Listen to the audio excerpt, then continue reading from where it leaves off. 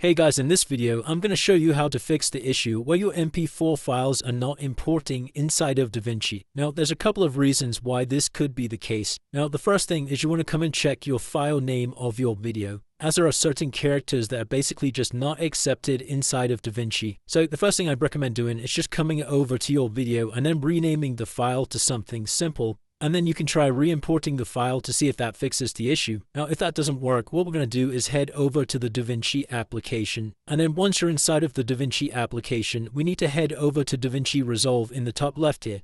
And you're just going to select Check for Updates, as sometimes outdated software can also cause this issue. So once you've ensured you're fully up to date here, the very last thing we can do if that's still not fixed the issue is you'll need to come over to your Start menu and then just search for Microsoft Store. So inside of the Microsoft Store, we're going to search for VLC Space Player and hit Enter. And then you'll need to go ahead and install the VLC Media Player. Now, once you've got this on your computer, we're just going to launch up the application. And now we're inside of the VLC Media Player. We need to come over to Media in the top left here and come down to Convert and Save. Then inside of this file selection, we just need to hit the Add button, and then you'll need to locate the MP4 video that you're trying to import into DaVinci. So I'm going to double click on my MP4 here, and then come down to the bottom and select Convert and Save. Now inside of here, you need to come to this profile drop-down, and it's very important that we select this top one here, which is video H.264 plus MP3. You can then come down to Destination File and hit Browse.